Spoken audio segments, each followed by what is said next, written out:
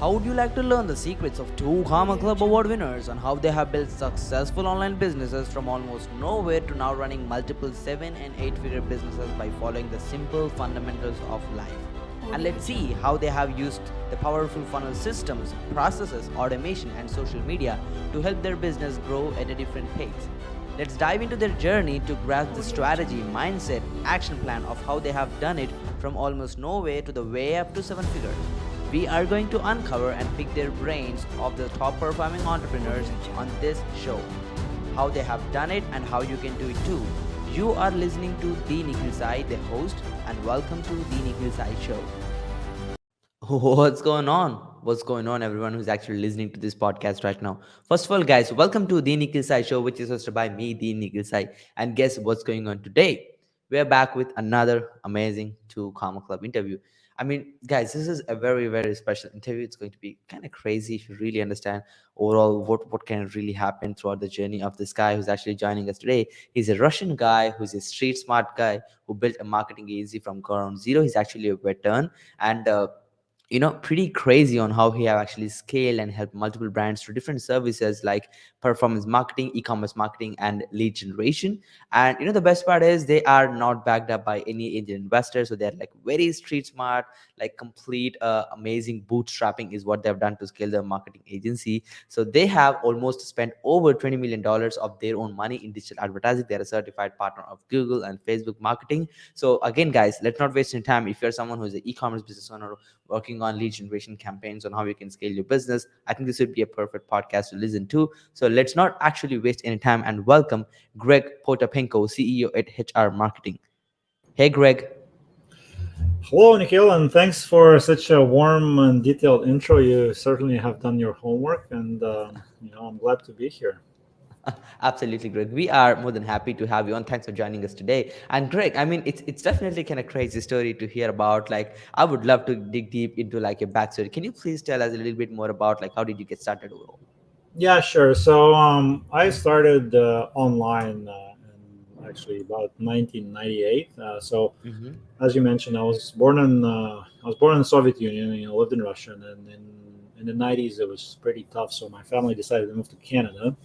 So we Mm-hmm. arrived to Toronto in '97, and I didn't have a lot of friends at the time. And thankfully, my dad bought a computer, so got the internet Wow. connection, the good old dial-up modem, and I started hanging out in different forums and bulletin boards and stuff like that, and I learned how to make web pages because I just wanted to express myself and just kind of just put it out there Mm-hmm. for the internet. So I actually built my first website and around 97, 98, and actually it went viral in Russia, believe it or not, because I guess I did something right, and I made a lot of interesting connections through that. And so some of those Mm-hmm. connections, they were already like doing some sort of online business, making money. So we started chatting, and basically they taught me how to basically do affiliate marketing. So we would create web pages, then we'd try to rank them. That was before Google. That was before search engine. So we would rank them by basically spamming like different link farms Wow. every day to go be in the number one spot, and then we would place banners from the advertisers who would pay per click. So it was a CPC banner.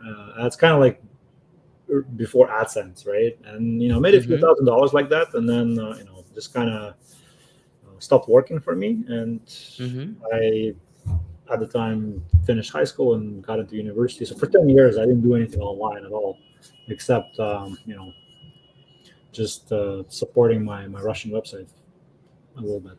And Mm. 2007, so I was working like after the military, after graduating, I was working for a gold mining firm, and it was a pretty decent job. I was you know well compensated. I was flying business class everywhere, and Wow. a couple of corporate jet trips too. So it was cool from that perspective, but it still was. Toronto is an expensive city, so we were just starting a family. Our first child on the way, and I figured I would need some extra money. Obviously trying to get like a bigger salary and stuff like that. I was still pursuing switching careers into more like investment banking. So I don't know if you guys know, but I was going through the CFA program at the time, which is one of the hardest financial courses in the world. Mm-hmm. Like 2/3 of people fail it. But anyway, Wow. so yeah, basically I was doing that, and then I was still serving in the military part time in the reserves and working full time, and then I decided to start a business.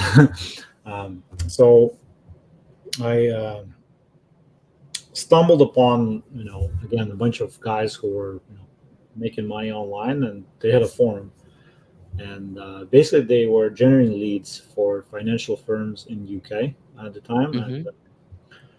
using Google PPC traffic, search traffic to convert those clicks into leads, and I decided to try it out. So I remembered how to make websites, so I built my first like lead generation funnel. It was actually kind of like an early precursor to what ClickFunnels is now doing. Wow. In 3 clicks, I had to build it in Notepad and HTML, but basically I was like, how much money do you need? Is it secured, unsecured? Are you homeowners? Simple A opt-in series form. of Wow. questions, leading the person through the process, through the funnel, and Mm-hmm. then giving them different type of a loan recommendation based on the answers. And then I tried to figure out Google Ads and started running traffic, and then I lost $5,000, which is where most people would quit. Except I didn't. I was pretty good with data because of my financial training. So I actually went back, looked at the data, and I realized there were pockets of profitability, and that's kind of like your basic optimization of paid traffic campaigns. Uh, Hmm. so I killed everything that wasn't converting, and scaled up the stuff that was converting, and then I made millions of dollars. No, because it was 2008 and the financial crisis hit. So that whole thing kind of like took a big hit. So it went from 125 British pounds per lead down to 25 pounds per lead. So obviously, I didn't make a lot of money that year, but I made a profit, right? So which gave me Hmm. confidence to continue. And then the year after, I made like my entire corporate salary on the side, part time. And then in the next 2 years, I basically I started doing other things in the affiliate marketing world, but eventually, when I was making my annual salary in like 2 months, Mm-hmm. I figured that it's time to quit my full time job and go full time into digital marketing, which was October of 2011, so just over a decade ago.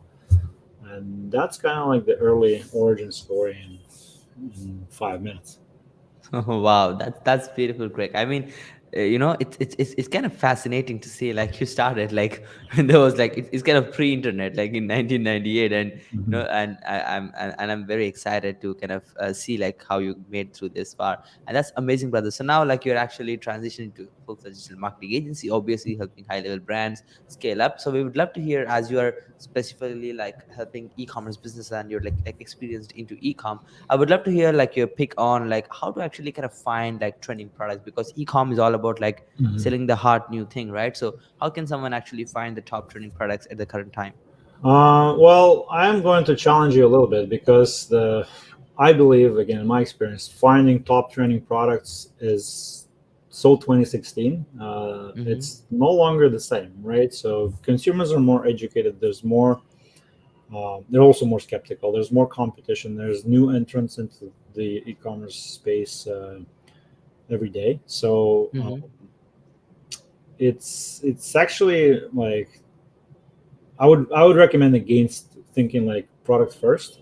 Again, based on Mm-hmm. my experience, I think right now everything is moving towards branding, and you got to come up with a brand that is going to serve a specific customer avatar, specific customer demographic, and solve their specific problems uniquely, um, using your own unique methodology. So that's something that's going to be successful long term. I mean, there are still tactical opportunities where yes, you jump on a hot trend and you may be able to make a lot of Hmm. money, but I find a lot of these like entrepreneurs end up kind of trying to surf those Yeah, waves, and true. If you don't find the hot product, you're done. Like, yes. yeah. So I mean, like I can give you like specific answer like finding trending products. Yeah, you got to look at Google Trends, and there's tools like Watch Count, and there's like Jungle Scout, and all the paid spy tools, and you can do that. In my experience, it can work temporarily, but Mm-hmm. you, well, then you can either try to turn that into a brand, which is kind of what we've done with one of our early products, actually the one that earned this thing. Mm-hmm. Wow. But I mean, I think right now, if you start like with the customer in mind, the like people you want to serve, like what Russell teaches, right? Um, then It's you're going better to to be build a more brand overall. successful than just like trying to hunt and okay, what's everybody running, and let's do that. Like that still works, and it's very much prevalent in affiliate marketing too. Everyone's spying on each other and ripping each other's like funnels. But what it Yeah. does is like it fills up the cup, so Uh-huh. to speak, to the point where like there's a point of diminishing return. So if You you're have no early more on, room. Yeah. yeah, if you're early on a trend, like think about, I don't know, masks Mm-hmm. when COVID just hit. The early entrants, especially those who were able to combat the disapprovals in Facebook and Google, they made a ton of money. Ride the flow. Like if you're Yeah. going to launch a mask product today, are you going to be very successful? I don't know. Like that's Not kind of really. what you got to be Mm-hmm. thinking about, right? I think that's a beautiful perspective, Greg. Appreciate you actually mentioned that. I think this really brings back to the point, like, okay, 2016, as you mentioned, it was the hot ride, like who does the fastest, product selection and scale it up. But now it's more about like brand building and long-term store creation, where like you have like a tribe of customers who are loving your brand and buy continuously from you, because there is no other way to become profitable other than building like sustainable brand. And one of the main problems is like when you actually, because you want to sell something long term, right, you need to stick to kind of a product, right? So the problem is, obviously it's going to get saturated, so many people see that there's an opportunity, and the kind of product gets dead, like not a lot of people are like ready to Yeah. buy because they already purchased it, right? So like you are the master, when it comes to e-com here, so we would love to hear like how to actually revive a dead product. Like what do you think are the strategies which can help me to like sell that, long-term product and revive that, where it can actually be sold once again through our store. Yeah, so that's an excellent question, and I think I've actually kind of have it answered in one of the case studies that are posted on my website. I'm not sure if you went to it or not, but basically, there's a couple of ways of doing this. So one is Mm-hmm. you basically find a new audience for your quote unquote dead product, and just Mm-hmm. sell the same product to them. So, for example, you know, in our case, we were selling an inspection device that you'd normally sell to car mechanics, and Mm-hmm. we were having some sales, but it was not really scaling because it was sold to car mechanics before for several years, right? Mm-hmm. And we almost gave up on it, but then like I've served in the military, and then I watched a movie about how some of the special forces use like under the door cameras to see what's going on before they go for the breach. So I was starting to look for some sort of YouTube videos about that, but then I found a video of people trying to inspect their gun. And I'm like, what if instead of inspecting an engine, we use our thing to inspect a gun? And we basically tried that approach, and it blew up because the gun owners have never seen that device before. It's untapped And, market. and boom, all of a sudden you started selling the same thing to a new market. Then, of course, and this leads me to my next point of how to revive that product.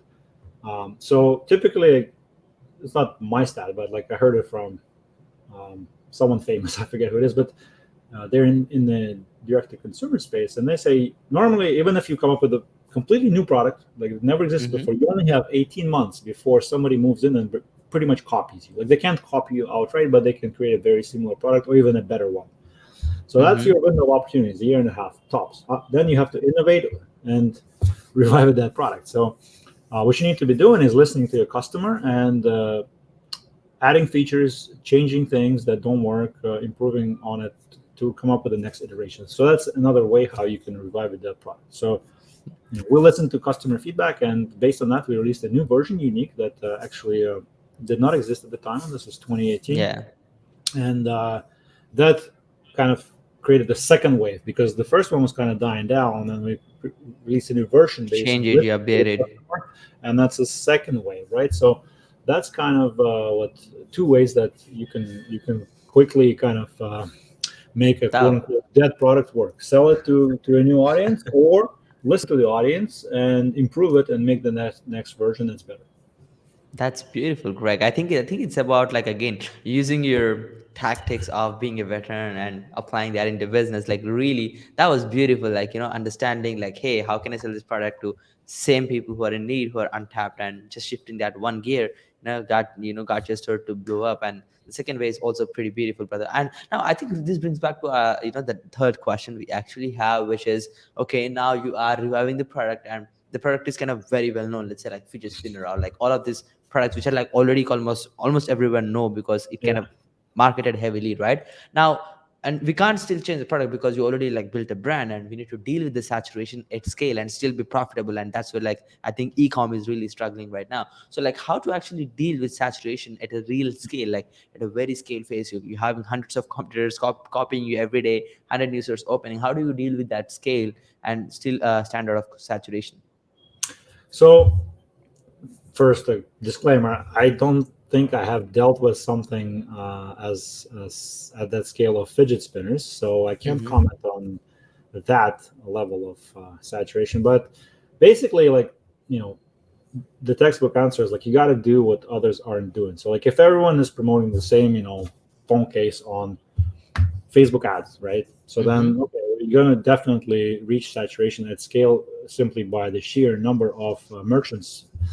But then, what are they not doing, right? So, for first things first, like maybe they're not doing Google Ads or Pinterest or TikTok. Like you can start. Maybe they're not doing affiliate marketing. Maybe they're not doing influencer marketing. Um, Mm. so, like, there's different things online where um, you can be where your competitors may not be yet, right? Wow, different pools of traffic. Great. And then there's a whole offline world, and I mean that's kind of going into the uncharted territory from e-commerce. But like to give you an example, so we've been, for example, with our one of our brands, we've been selling it for well over four years online, tens of thousands of orders and everything. And then I go to a trade show in Las Vegas 2 weeks ago, and nobody at the trade show has seen it except for two people. You know what I mean? So that means there's a whole ecosystem of people who aren't on Facebook, or maybe like aren't Wow. older people, whatever. They shop offline. They go to their favorite store. So that's another thing where you think you're saturated, But but actually not. so Yeah. fidget spinners are actually not a good example of that situation because they were everywhere. They were in every dollar store. They were in every store. Like Yep. even offline. So that's like the next level. But I Hmm. mean, if you're saturated online on Facebook ads, like chances are you're not saturated on first of all, other online Different pools of properties. And audience. there's a whole different world offline. So you can start going to trade shows. You can start doing traditional PR. Like we were able to get editorial in magazines in print, and that's excellent. There's brick and mortar retail potentially. Like there's all of those venues that are open to push a Hmm. product in front of people who haven't seen it before. Yeah, true, Greg. I think that it's really again dialing down to ideal audience and understanding where they are. Now it's like this Facebook ads plus e-com stories like so hypey that everyone just want to do that thing, leaving the opportunity on the table, which is like different pools of traffic as you mentioned, which could be like influencer marketing, churning into email list and getting into offline stores and stuff like that, getting into different supply chain. I think that's a beautiful way of looking at how you can deal with saturation because your competition is not selling here. So basically, there is no saturation at all Mhm. in this space, and you could be the king in all. Right? That's awesome, brother. Yep. Yeah. And let's get in the next question. This would be very interesting to answer as well. I mean, you've been spending heavily on advertising for your own brands and the Mhm. clients you actually help with and different people overall. Like when it comes to like running ads and marketing, right? And again, it's gonna be tough to determine. Like if you would kind of get into like pros and cons of scaling up, what do you think is like the main difference between like running Facebook ads and AdWords? Well, that's a whole different topic in itself, but you got to understand the fundamental. Like, if you again, I don't know the knowledge of an average listener to your show, but let's assume you don't know much about either.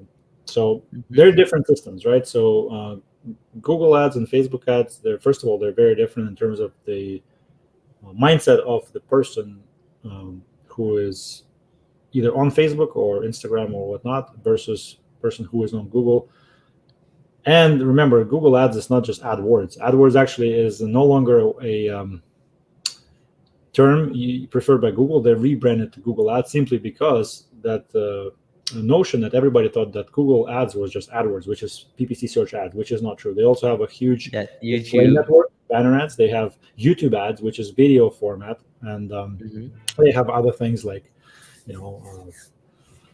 Other different types of traffic, but those are the three big ones that, and a lot of people don't know about the banner ad network and the video YouTube, or they think YouTube is a completely different beast, which is actually not. It's part of Google Ads. So It's under the basically, Google wing itself. Yeah. Facebook is more like basically interruption marketing. Somebody is on Facebook socializing, going through content, and then boom, they see your ad. So that's a different mindset versus search, where I have a problem, I have a toothache, my I'm locked out of my house, or I need a solution now, or I'm trying to buy this, you know what's the best case for my iPhone, and then I want to research that. So Hmm. that's a very different mindset. And YouTube is a little bit more of an interruption, because you're on YouTube, you're either searching or you're just enjoying it, and then you see the mid rolls and pre rolls. So that's more like Facebook ads. And then display, it's also more like interruption, where you know you might be just browsing whatever website and see a banner ad, or you could be doing that research, reading a review blog And find about the right ad. best phone cases, and then there's an ad. So it's kind of you know Hybrid model of hybrid online. hybrid thing. But in essence, like if you have the budget and you have the capacity, you want to be on both systems, because what happens is people kind of go from one to the other. So let's see, somebody sees your ad on Facebook. They may not take any action at that time, but then they may remember and go to Google and say, you know what, I saw Nikhil's podcast, I'm going to Google it. Mhm. And if you're not there organically, because It's tough. then you're missing out. Or vice versa, somebody clicked your ad on Google and then they didn't buy. Well, guess what? If you then retarget them on Facebook, they're more highly likely More chances. Yeah. to go back and check it out, because, oh well, these guys Yep. are Yep. present. Yeah, I think So, omnipresence is really important. Like it brings back to like understanding your customer needs to at least see you 7 to 8 times before he pull the trigger to say yes. yeah, I'm going to add one more thing. It's also like, again, let's say in the context of e-commerce, or Hmm. not necessarily. So like if people don't know you exist, they are not going to be searching for you. So like Simple as that. if you're trying to like use Google search ads to promote your thing that no one knows that exists, like it's a new category It's or a quite new, hard. new brand, they won't find you. I mean, there are ways where they may be looking for something similar, and then you put your ads in front of them. Um, Whereas for Facebook, you could actually make yourself known by interrupting people. Say, hey, we exist, right? And then they're like, okay, cool. Let me check it You out. build an awareness slowly and steadily by interruption Yeah, marketing. yeah. So that's another important dynamic that people need to understand, at least when it comes to search, right? They can still Hmm. inform people about your existence using YouTube ads, and to an extent, display ads. Yep. Awesome. Awesome. Great. Appreciate you actually going into detail on how both of them work. Let's get to Mhm. the next question about like you've been actually helping multiple brands as well to scale to the next level, right? As a marketing agency, you run HR marketing. So we'd love to learn more about like when it comes to acquiring clients as a marketing company or marketing agency, how does that look like for you? How do you keep on the pipeline? Okay, actually, I thought this was a different question. I thought you meant actually buying businesses, which I did buy a six-figure business in 2020. Hmm. Uh, Wow. but that's a different exciting Hmm. topic that I'm just actually dipping my toes into. But yeah, as far as acquiring clients as an agency, so I'm going to be honest, like, because I'm old school. Most of my clients I acquired offline. I went to a lot of trade shows and conventions and conferences, and made actually shook hands, look people in the eye, Wow. and say, hey man, like, blah blah blah, whatever. Some of them, they're actually ready to do business, right? They're exhibiting, and they're open to partnerships. Some you have to do some work. So like a recent example, I went to a show in Ottawa, military and law enforcement show. There was Hmm. a bunch of manufacturers, and then I went and basically struck up the conversation. And after the show, I sent them a little Loom audit of their website, right? And then said, well, this is great, but then you're missing this. You're leaving money on the table there, and they basically try to add value with no expectation in one of them said, "You know what? We were actually we wanted to update our website for the longest time. Can you help us?" And I'm like, "Let's go." Right, Wow. and that's how I acquire clients most of the time, is either like going to those trade shows and conventions, conferences, networking, and trying to add value like that. That's definitely trusting, Greg. Yeah, and again, just being fully transparent, I have tested the online client generation methods throughout COVID Mm-hmm. because I couldn't go to those trade shows, and I couldn't make it work, to be honest. Like the cold email, cold DMing, um, even running ads. It's kind of ironic. An ad agency that cannot generate its own leads online. Well, guess what? I couldn't, right? Like, I mean, we generated leads, but they weren't very high quality, and True. they weren't. Some of them weren't ready to buy. So, like, basically, Not on point. for me, it's the old school way, and I think maybe everyone finds their own blend of actually acquiring clients, and I yeah, think your way of looking at it is just like, the networking thing, and it still works. I mean, and that's just, again, you're tapping into a different pool where no one even is yeah. thinking about acquiring them. Everyone is like, I want to keep my ads running for my agency, but guess what? You're not profitable, and now you are like working for free, having fun, meeting new people, and still getting clients. I think that, like, it's come down to like how you're dealing with your saturation in the agency space. That's pretty amazing, brother. Right? Exactly right. Like, so circles back to what I said earlier about how you can deal with Hmm. saturation. Agency is a bit of a saturated world too. So yeah. Yeah, everybody is a marketing agency owner right now. But yeah, let's get to the next question, brother. We would love to hear more about like the tools you use to manage your clients and projects for productivity, and any tools you mainly use for your marketing purposes. Okay, so I mean, it's probably pretty standard stack. So we use Slack for team communication and use Asana for task management. Hmm. One of the things that really helped was the Kanban style master board, where like it's one master board for everybody, and they have like swim lanes, and each swim lane has got a function. So like copywriting, Facebook ads, video, PPC, web dev, and then like you have cards that like travel from one swim lane to another. So like Wow. we're going to launch a product. So okay, copywriter writes copy, then throws it into web dev creates a wireframe, throws it to the graphics designer, fills it with graphics, and okay, now it's ready for launch. Facebook team, good to go. So that was really a very very useful thing that I'm really proud of. And um, as far as other tools, I mean, uh, well, for productivity, just those two. There's then like time trackers for freelancers. Like we use Toggle for that, and Hmm. Google Suite basically. So like email, Google Docs, Google Spreadsheets for collaboration. For customer service, we use Gorgeous. It's they integrate with Shopify for sure. I don't know if they who else, but it's like a very cool help desk CRM where they suck in messages from a support inbox, from your messenger, from your Wow. Facebook comments, even, and then like the agents can answer it and close tickets. It's More really intensive. really Awesome. super cool. Yeah, and saves a lot of time. You can automate it, so like a bot can answer common questions. Where's my order? Boom, here's the tracking number. Really really powerful. That's amazing. What else? Well, I mean, like for Google Ads, number one force multiplier for productivity is the desktop editor. So, like, if your agency, you ask them how to use a desktop editor, they're like, "What is this?" Fire them.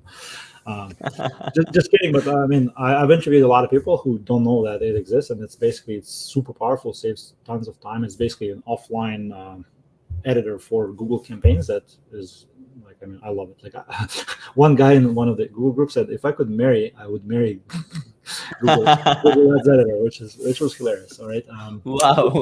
something like that existed for Facebook. So yeah, and then True. It's highly other, powerful, and um, it makes the time very efficient. yeah, I want to Absolutely. give a shout out for nolimitcreatives.com. They basically do all of our video editing for us. I used to have a full production team in house. I had like two videographers, one video editor. We got rid of them. We're basically just outsourcing it to nolimitcreatives.com.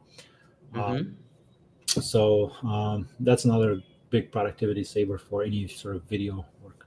True. Yeah, it's more about like niching down to what you can do best, and you're good at marketing. And if you're getting to like production and all of that stuff, it's gonna create more gears and make the process less efficient.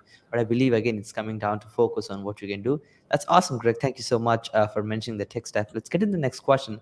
I mean, we would love to hear more about like your daily routine. Do you kind of follow any routines every day? How does that look like?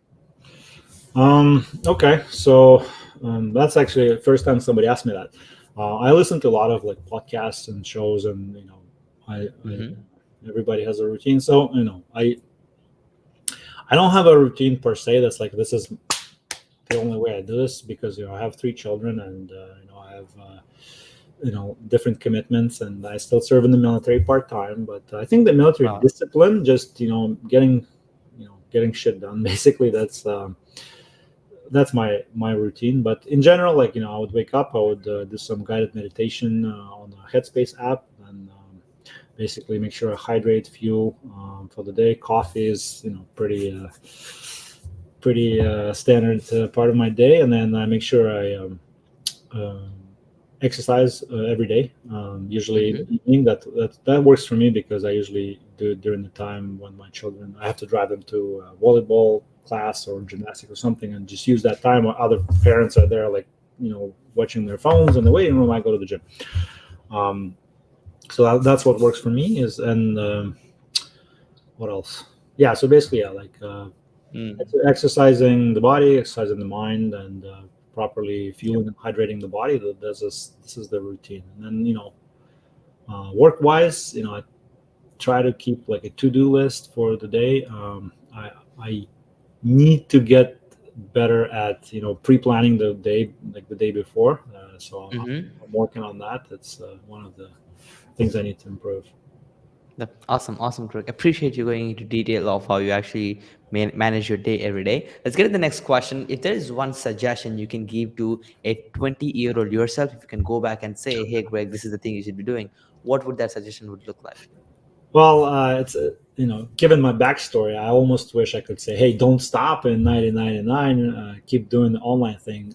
I just found out there was a podcast about a guy who's a very similar situation. Also came from Soviet Union, also started online in the 90s, but he didn't stop, and he made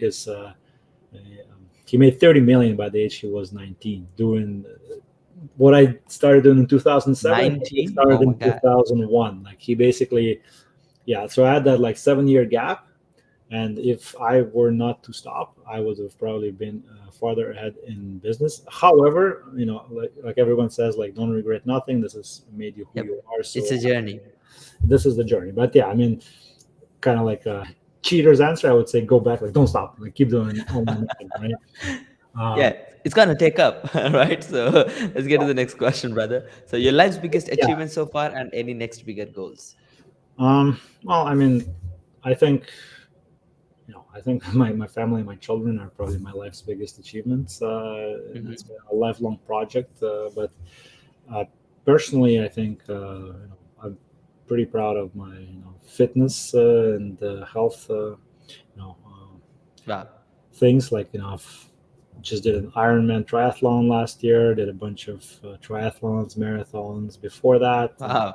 you know um, that's kind of you know, it's pretty exciting getting there from Mm-hmm. being an unfit pack a day smoker back in the day to an Ironman. Like that's I think a pretty remarkable thing that I Amazing wish transformation. everyone to do to get healthier.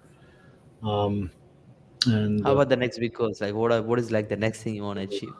Well, I mean, in business, like my next big goal is to have that, you The know, 10x? the X thing. So yeah, I was working on getting from 7 to 8 figures. That was my next kind of milestone that I want to hit. Um, Mm-hmm. Personally, um, I don't know. I think I would be interested in climbing like a mountain, like not Going to Everest, Everest? like KJ or Aconcagua, like one of those that you know that aren't going to kill me. Everest, I don't know. We'll That's figure awesome. Yeah, still that's exciting, Greg. Yeah, I mean, kind of wild ideas, but yeah, love it, love it. The kind of spirit you have when it comes to taking Iron Man and kind of doing challenges. I think that's really important to have that fun in life. Let's get to the next question, brother. I mean, again, as an entrepreneur, you never consider mistakes as mistakes, but if you just look back and say, "Hey, this is the biggest learning I ever had," like Mm. what was the biggest mistake in your life so far? Ooh, Start your business. that's something that I wish I had more time to prepare for. But well, I mean, obviously, again, mistake was not pursuing the internet marketing in that period. Early 2000s. That's, I guess, Hmm. could have been a mistake, but at the same time, it made me who I am. So maybe it's not a mistake. Um, you know what? Like I can't really think of anything that's like stands out. Like, Exponential. this is the Yeah. biggest thing I wish I've never done. This, I don't think. Like, I mean, probably shouldn't have started smoking when I was a teenager. Like, that was probably a big Hmm. mistake. Probably going to cost me a few years of my life at the tail end of it. Um, no, I mean, I'm sorry. Like, I didn't really prepare for this question, but Yeah, no, no I worries. would That say was yeah. definitely on point. Yeah, love it. Let's get to the next question, brother. Your main inspiration for success and key people involved in your journey. Okay, so inspiration for success. Well, first of all, my dad, he was an entrepreneur back in the Soviet Union when it was actually Wow. illegal. You could actually go to jail for being an entrepreneur. And then, as a kid, I actually worked. One of the things they did, they had a manufacturing facility making apparel. So actually, as a little kid, I was in there after school every day, like basically sewing and cutting and helping out, and actually made enough money to buy a car as a Oh, as a like a you know 8-year old 9-year old, because my dad would pay me to compensate for my labor. And wow, that's interesting. in 1991, well, you couldn't buy a car in the Soviet Union if you weren't in the Communist Party. So all that money was just sitting there in government bonds, which in 1991 it was a big default. Soviet Union ceased to exist, so were the bonds. So all that money went to dust. But that was my first kind of like quote unquote entrepreneurial foray. It was in the 80s and the 90s working for my dad. So yeah, he was a huge inspiration. He still hustles to this day. Like, and I paid him back because I taught him in his 60s how to run Google ads and then do affiliate marketing. And he got for a period of time to 5 figures a month. He was making Wow, $20,000 a month running campaigns. So they were able to that's buy interesting. to buy a house for cash and everything. And so that was my way of paying him back. Um, which means that, yeah, even if you're old, you can do it.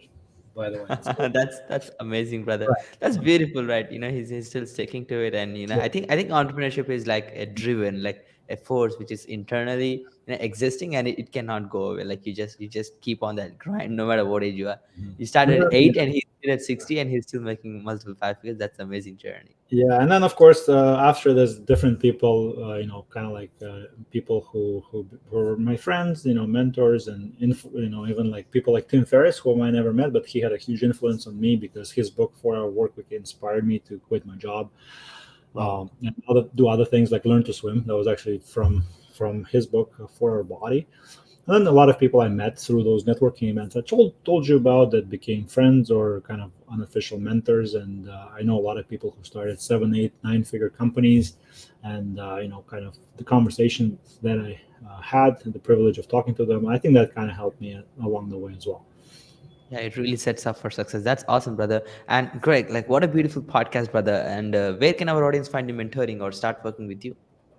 Oh, well, excellent question. So, I am mentoring military veterans right now as kind of on the side. So I'm a member of a local kind of government-backed organization in Canada called Princess Trust. So that's one way. But then I also have a Facebook group for veterans called Enlisted to Entrepreneur, where I focus on teaching Army veterans, military veterans, first responders Mm-hmm. on specifically digital marketing and e-commerce businesses. So like that's kind of my jam, and um, Wow. that's what I'm doing right now in terms of coaching and mentoring people one on one. That's not to say that if somebody wants some help or advice, they cannot reach out. By all means, you can reach out to me. So you can find me on Facebook and LinkedIn using my first and last name, right? On this podcast, Instagram. My handle is hour48, Hour48. You can find me there, and my agency website is h-hour.agency. So check it out if you want to see what we do. Yep. That's another way of getting in touch. That's awesome, Greg. Thank you so much for giving our audience the opportunity to stay in touch with you. So, guys, make sure to hit the man. You'll definitely have a good time chatting with him and ask any questions and just network with him. He's a cool guy to obviously network and have beside you while you're growing yourself up. And that's awesome, brother. So, any last word before we conclude the total podcast session today? Um, you can do it. That was all the inspiration my officer gave me on one of the toughest military courses that I've ever done in my life. He just simply said, "You can do it," with a face like that. Yeah, you conceive it, you achieve it. And if you can't believe that you can do it, like you can't do it at Mhm. all. So it's just about believing yourself. And that was pretty amazing, brother. Thank you for the beautiful advice in the end. And once again, Greg, thanks for this amazing opportunity. It was definitely amazing experience to have you on, looking at your story, looking at how you grinded till date and the mistakes you have done so far. Like it definitely added a lot of value to the people who are actually listening to this podcast. So guys, I hope you had amazing value so far. So make sure to hit Greg and check HR marketing, his agency, pretty amazing stuff. And make sure to hit him up on Instagram. And that's it for today, guys. So stay tuned for the next interview. This is me, the Nikhil Sai, and Greg signing off for today. Peace. Thanks, Greg, Thank for you. joining us today.